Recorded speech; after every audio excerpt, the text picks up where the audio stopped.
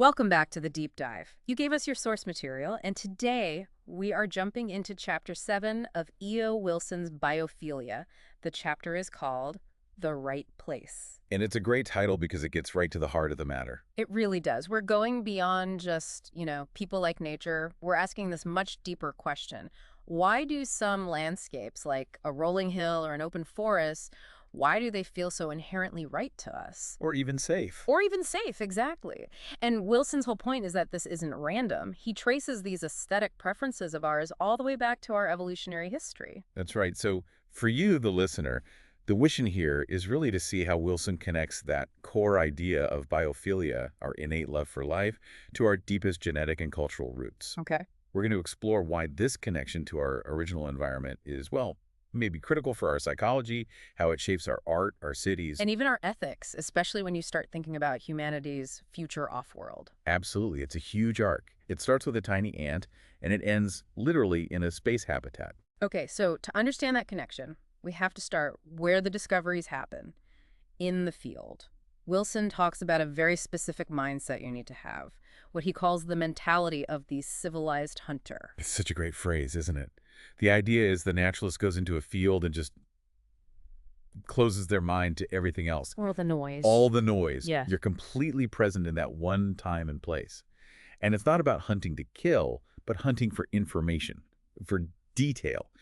Wilson argues that this state of mind, this scanning search, is what human cognition was engineered for. What does that kind of attention actually look like, though? It sounds intense. It's incredibly disciplined, he gives examples. Measuring the antic darting of midges in a conical mating swarm. Wow. Or noticing the exact way moss is molded to a tree trunk, the slant of the sun. You're constantly scanning for any tiny irregularity, something just millimeters wide that could be a hidden animal. And he mentions translating smells, right? From the ancient olfactory brain to the modern cortex. Yes. Taking that gut feeling, that ancient impression of soil or decay, and turning it into rational thought. It requires this really specific kind of attention.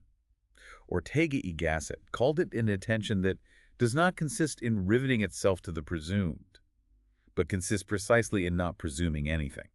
So you have to be totally open to surprise. You have to be. Which makes sense, because fieldwork is hard, it's often tedious, but the reward, that moment of chance, is what keeps you going. And Wilson has some wonderful personal stories about this. Oh, they're fantastic. The first one is about just being there at the right time. He was out with a collector, Jesse Nichols, in central Alabama. It was late, cold, raining. They were looking for frogs. Looking for frogs. And they'd been to this spot many times before and found nothing. But this one night, in the cold rain, they walk in and the woods are just teeming with these pygmy salamanders. The one's called Desmognathus. Right, a recently described new species. Yeah. And what was so wild is that these little lizards, which normally hide under leaves, were climbing up on grass and bushes. They were jumping like little tree frogs. Wow. So that one observation completely changed their understanding of that whole group of animals. Fundamentally, it showed they were way more ecologically diverse than anyone had thought. Okay, the second story is almost spooky in its timing. It really is. Wilson talks about reading how an earlier scientist, William Mann, had split a rock in Cuba and found a tiny nest of metallic green ants. And then 36 years later, Wilson himself is climbing that exact same slope. The exact same one. He's just starting his own career.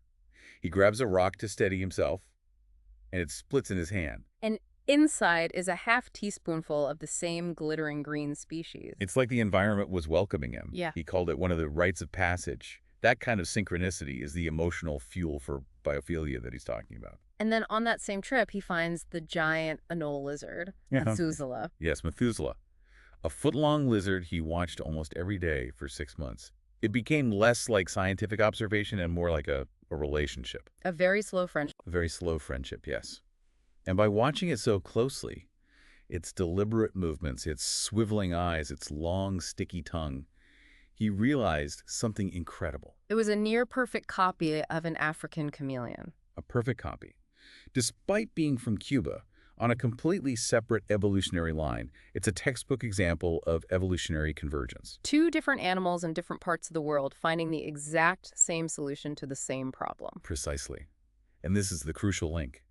Wilson connects these personal, intimate discoveries back to the ultimate human hunt, We're not just hunting for food. We're hunting for new information about the world that we evolved in. Which brings us to his big hypothesis, biased learning. So he's not saying this is all a hardwired instinct, right? No, and that's a really important distinction to make. He's saying some things are just learned much more easily than others. Our minds are sort of primed to respond to the things that mattered most for survival way back when. So we're predisposed to like the savanna, but we still have to learn and experience it? Exactly. And the most fundamental survival decision for any organism is habitat selection. Get that right, and everything else gets easier. Everything. Finding food, shelter, avoiding predators. Your brain and sense organs are primarily there to make that first crucial choice. And the examples he gives are amazing. The newborn kangaroo. It's mind-boggling. It's blind, the size of a peanut, and it has to crawl all the way from the genital opening to the pouch. Just on instinct. A precise instinctual reading of smell and the feel of the fur. It's an inborn life-or-death rule. And you see it in the flycatchers, too, where different species look almost identical. But you can tell them apart by their habitat. One lives in swamps, the other in coniferous forests. Their choice of home is their identity. And then there's the prairie deer mouse, which proves it's genetic. Right. In the wild, they stick strictly to open fields. They avoid forests. But in the lab, you can breed that inborn orientation out of them in fewer than 20 generations. You can literally change their survival map. You can. Even bacteria do it. They have this little propeller, a flagellum, that they use to swim toward food. He points out that it's possible to genetically alter them so they automatically choose the wrong direction and die. Habitat selection is that fundamental. Okay, so we have this powerful biased brain geared for habitat selection. What does that mean for us humans? We live everywhere now. Well, that's a bit of a half-truth, isn't it? We constantly have to jigger the environment, as he puts it, with heating and housing. But once our basic needs are met, what do? We spend a huge amount of energy improving our surroundings based on aesthetics. On what we find beautiful, and this is where biophilia comes back in. It all connects back. The archaeological evidence is pretty clear that for 2 million years, our home was the African savanna, that open park-like grassland with scattered trees. That intermediate space. Not desert, not dense jungle. Exactly. And that savanna gestalt, that pattern, is still what we're drawn to. There are 3 key features. Okay, what are they? First is abundance.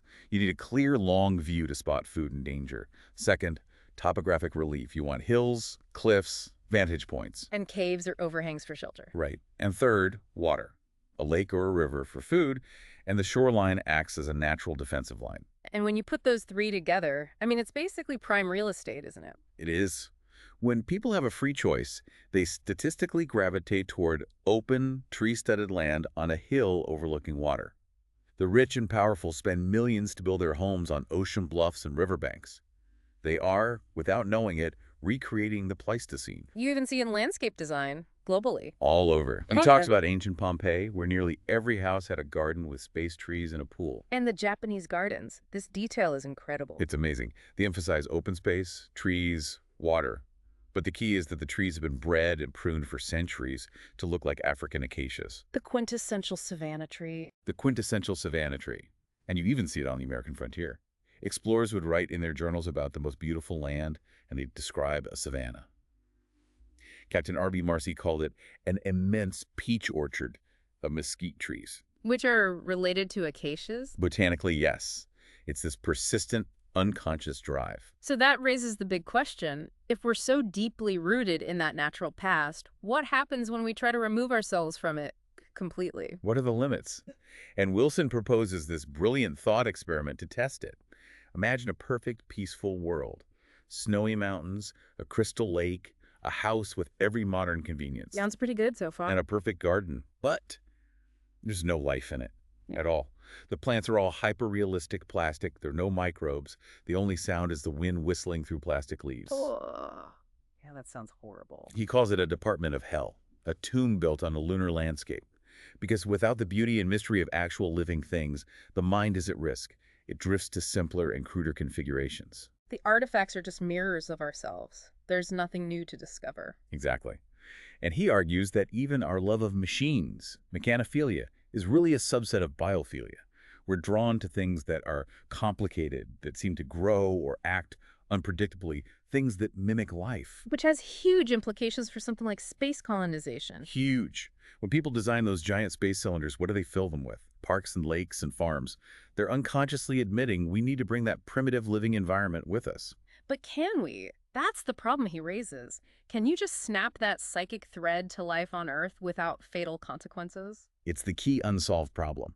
Sure, you could probably build a simple, stable ecosystem with microbes and plants, but it would be orders of magnitude less diverse. The sheer boredom would be crushing. And there's a deeper psychological burden, isn't there? An intolerable one. He compares it to the difference between watching a healthy person walk down the street and keeping a patient alive in intensive care. In the space colony, you are the god keeping everything from collapsing. Constantly.